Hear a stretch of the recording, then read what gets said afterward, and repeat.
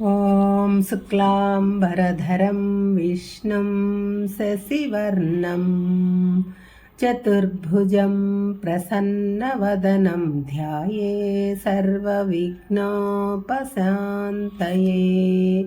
ओम श्रीकृष्ण परब्रह्मणे नमः। श्रीमद्भगवद्गीता अथ अष्टादशोऽध्यायः मोक्षसन्न्यासयोगः। 11వ శ్లోకం। न हि देहभृता शक्यं त्यक्तुं कर्माण्यशेषतः यस्तु कर्मफलत्यागी సత్యాగీత్యభిధీయతే.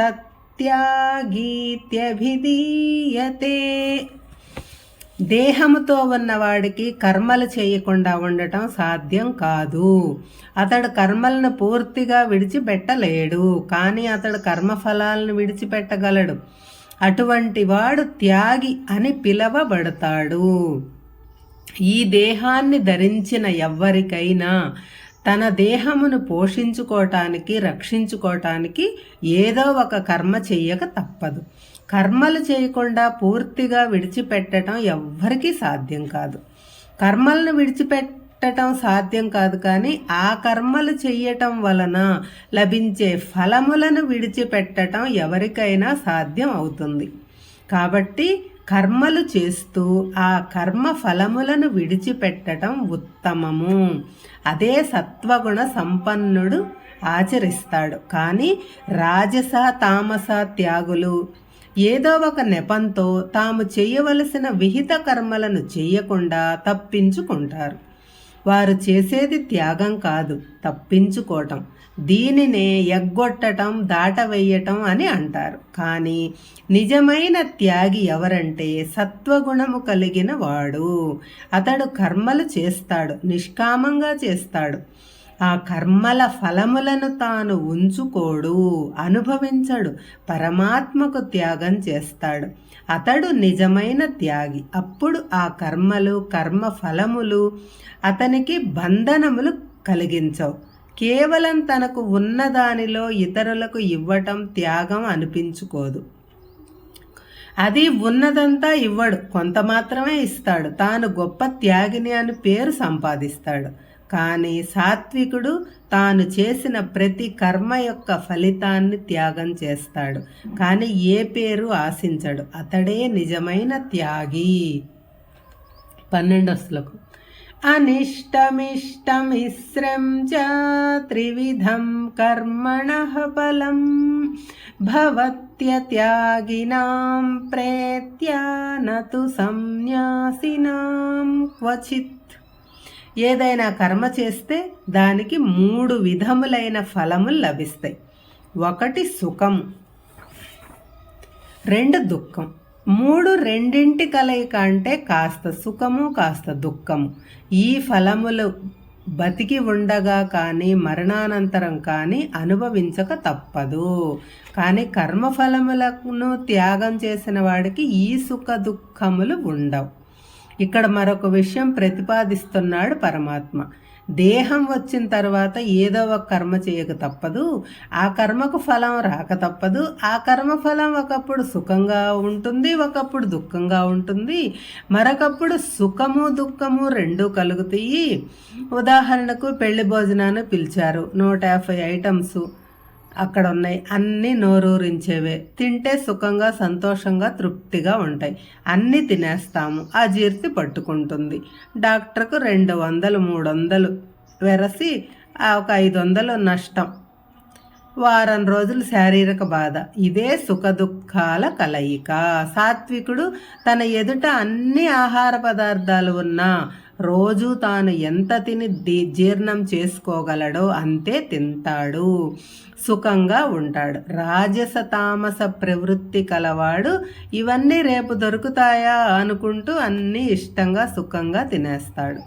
తరువాత అజీర్ణంతో బాధపడతారు. ఎంతో ఖర్చు పెట్టి కోరిన కట్నం ఇచ్చి కూతురికి వివాహం చేస్తారు. సంవత్సరం తిరగకముందే విడాకుల నోటీస్ వస్తుంది.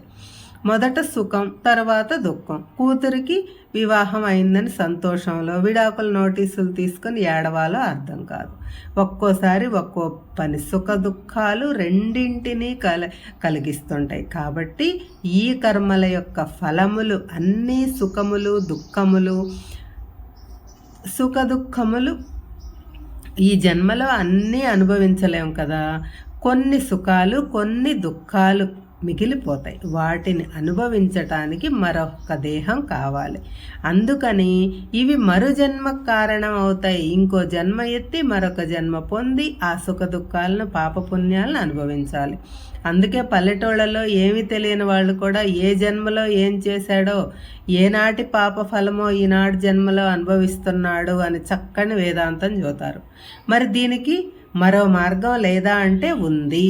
ఈ కర్మ ఫలములను ఇక్కడే ఎప్పటికప్పుడు కృష్ణార్పణం అంటూ త్యాగం చేస్తే ఎటువంటి బంధనములు ఉండవు, సుఖంగా ఉంటాడు.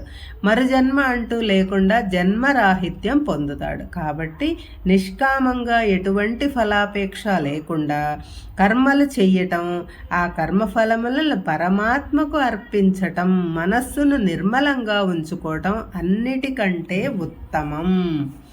ఈ శ్లోకంలో అర్జునుడు అడిగిన ప్రశ్నకు సమాధానం ఇవ్వటం పూర్తయింది. కానీ ఇంకా అర్జునుడు దిక్కులు చూస్తూనే ఉన్నాడు. గాంధీవం తీసుకుని యుద్ధానికి సిద్ధం కాలేదు. ఇది గమనించిన కృష్ణుడు అర్జునుడికి కాస్తంత జ్ఞానం కూడా బోధిద్దామని మరలా జ్ఞానయోగం చెప్పటం మొదలుపెట్టాడు. అంటే ఈ అధ్యాయం భగవద్గీత రివిజన్ అనుకుంటే కర్మయోగం రివిజన్ పూర్తి అయింది. జ్ఞానయోగం రివిజన్ మొదలు పెట్టాడు కృష్ణుడు. 13వ శ్లోకం. పంచైతాని మహాబాహో కారణాని నిబోధయ మే సాంఖ్యే కృతాం తే ప్రోక్తాని సిద్ధయే సర్వకర్మణాం. ఓ అర్జున, మనం చేసే అన్ని కర్మలు సిద్ధి పొందాలంటే, మంచి ఫలితములను ఇవ్వాలంటే సాంఖ్యే కృతాంతే అంటే వేదములు చివరిలో చెప్పబడిన వేదాంత శాస్త్రములలో 5 కారణములు చెప్పబడ్డాయి. అవి ఏమిటో వివరిస్తాను విను. దేహదారి అంటే దేహమును ధరించిన ప్రవృత్తి. ప్రకృతి పురుషుల కలయిక అని మనం నేర్చుకున్నాం. ప్రకృతి అంటే ఈ శరీరం, ఇది జడము, ఇందులో ఉన్న చైతన్యం పురుషుడు. ఈ ప్రకృతి పురుషుడు కలిస్తేనే దేహం చైతన్యవంతం అవుతుంది. అన్ని పనులు చేయగలుగుతాము. ఉదాహరణకు కరెంట్ ఉంది, దానికి పాజిటివ్ నెగిటివ్ ఉంటాయి. రెండూ కలిస్తేనే బల్బు వెలుగుతుంది, ఫ్యాన్ తిరుగుతుంది, ఫ్రిడ్జ్ పనిచేస్తుంది. కాబట్టి మనం అంతా పురుషుడు అంటే పాజిటివ్, కరెంటు ప్రకృతి అంటే నెగిటివ్ కరెంటు మిశ్రమం అని గ్రహించాలి. కానీ సామాన్యంగా మానవులు ఈ దేహమే చైతన్యం, చైతన్యం అంటే వేరు లేదు అని అనుకుంటూ ఉంటారు. పాజిటివ్ వదిలేసి నెగిటివ్ను పట్టుకొని పాకులాడుతుంటారు. దానినే శరీర అభిమానము, అహంకారము అంటారు. అటువంటి వారు ఏ పని చేసినా ఇదంతా నా వల్లనే జరుగుతూ ఉంది, అంతా నేనే చేస్తున్నాను, నేను లేకపోతే ఏది జరగదు అని గొప్పలు ప్రగల్భాలు పలుకుతారు. కానీ ఏ పని చెయ్యాలన్నా, ఆ పని సఫలం కావాలన్నా దానికి 5 కారణాలుంటాయి. అంతేకాని సక్రమంగా జరిగితే నా మహిమ, చెడితే నీ కర్మ అంటూ ప్రగల్భాలు పలకూడదు. ఏ విధమైన కర్మలైనా జరగటానికి, ఆ కర్మలు ఫలప్రదం కావటానికి 5 సాధనాలు వేదాంత శాస్త్రంలో చెప్పబడింది. ఏ కర్మ నెరవేరటానికైనా ఈ 5 సాధనాలు ముఖ్యం. అవేమిటో తరువాతి శ్లోకంలో చెప్తారు పరమాత్మ. ఇక్కడ కృతాంత అని వాడారు. కృతము అంటే చేయవలసిన కర్మలు. ఇవన్నీ వేదాలలో చెప్పబడ్డాయి. కృతాంతము అంటే వేదాలు అంతమున అంటే చివరన చెప్పబడినవి. వాటినే వేదాంతములు లేక ఉపనిషత్తులు అని అంటారు. వేదాంతము లేక ఉపనిషత్తులు జ్ఞానకాండను గూర్చి వివరించారు. ఈ కింద చెప్పబడిన 5 సాధనములు ఉపనిషత్తులలో చెప్పబడ్డాయి అని వ్యాసుల వారు వివరించారు. హరే కృష్ణ.